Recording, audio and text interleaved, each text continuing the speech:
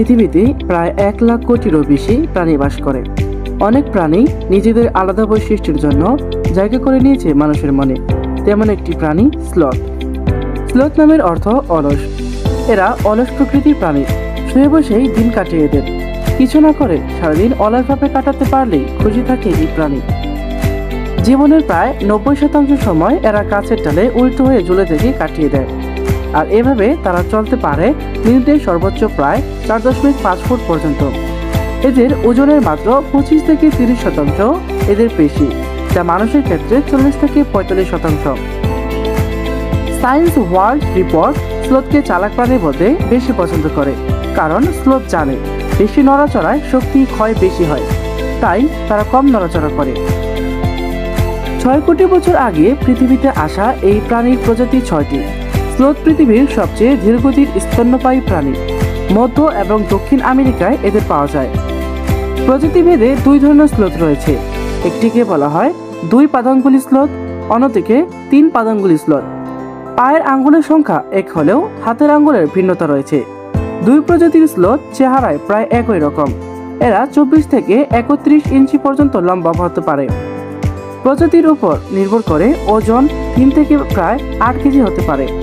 এদের মুখের উপরে 10টি এবং নিচের পাটিতে 8টি দাঁত থাকে।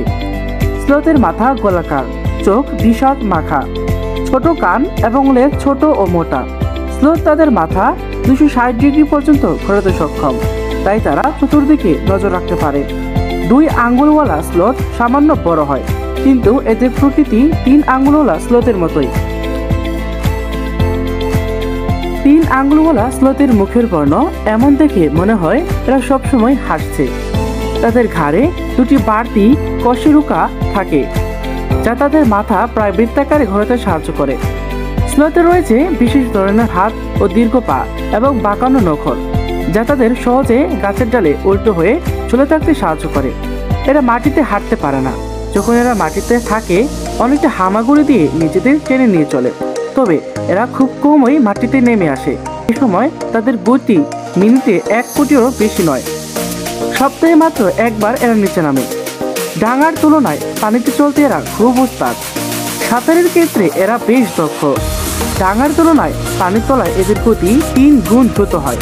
সাঁতারে এদের গতি মিনিটে 13.5 ফুট পর্যন্ত হতে পারে, যা গাছের ডালে কিংবা মাটিতে চলাচল থেকে অনেক বেশি। সাঁতারের ক্ষেত্রে এরা শ্বাস ধরে রাখতে পারে প্রায় 40 মিনিট পর্যন্ত। এই সময় স্লথের হৃদস্পন্দন কমতে কমতে প্রায় শূন্য হয়ে যায়। স্বাভাবিকের তুলনায় 1/3 কমে যায় হৃদস্পন্দনের গতি। স্লথ মায়েরা তাদের বাচ্চার প্রতি যত্নবান হয়। জন্মের পর 6 মাস তারা মায়ের সঙ্গে লেগে থাকে। গাছের মধ্যে চলাফেরার সময় তারা মায়ের পেট আঁকড়ে ধরে রাখে। স্লথদের সম্পর্কে ধারণা রয়েছে তারা ঘুমায় বেশি, অথচ সাম্প্রতিক সময়ে গবেষণায় জানা যায় স্লথ সর্বোচ্চ 10 ঘন্টা ঘুমায় দিনে। গবেষণাটি চালিয়েছে জার্মানির ম্যাক্স প্ল্যাঙ্ক ইনস্টিটিউটের একদল গবেষক।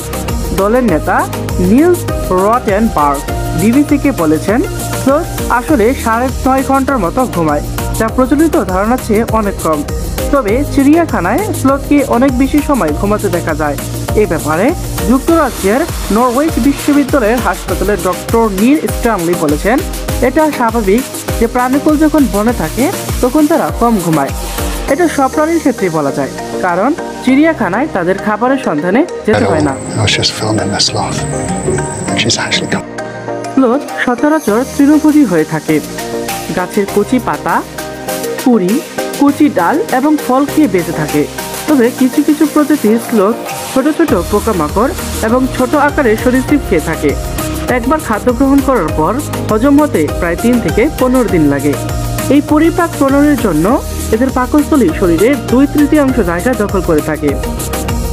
স্লথ ধীরগতি হওয়ার কারণে এদের বিপাকীয় হার একদমই কম। এরা লতাপাতা খেয়ে অভ্যস্ত হয়। এগুলো হজম করে শক্তির উৎপাদন করা অত্যন্ত জটিল প্রক্রিয়া হয়। এই সমস্ত তৃণভোজী জাতীয় খাদ্য খেয়ে খুবই কম শক্তি পাওয়া যায়, ফলে এরা শক্তি সঞ্চয় করতে বেশিরভাগ সময় স্থির থাকে। অত্যন্ত ধীরে নড়াচড়া ও চলাফেরা করে শক্তির অপচয় রোধ করে। এরা দিনে 15 ঘন্টা স্থির অবস্থায় কাটিয়ে দেয় এবং ঘুমিয়ে কাটায়। শিকারীর আক্রমণ থেকে রক্ষার জন্য এরা কামড়িয়ে, থাবা দিয়ে সজোরে আঘাত করে এবং চিৎকার করে। বাজ জাতীয় শিকারী পাখির হাত থেকে রক্ষা পাওয়ার জন্য এরা সবুজ পাতার আড়ালে লুকিয়ে থাকে ও নড়াচড়া করে না বললেই চলে। গাছে থাকাটা এদের জন্যই নিরাপদ, কেননা জাগুয়ার বা ঈগল এরকম শিকারীদের থেকে সুরক্ষা হিসেবে কাজ করে। এছাড়া কখনো খাবার বা সঙ্গীর খোঁজে তারা মাটিতে নেমে থাকে।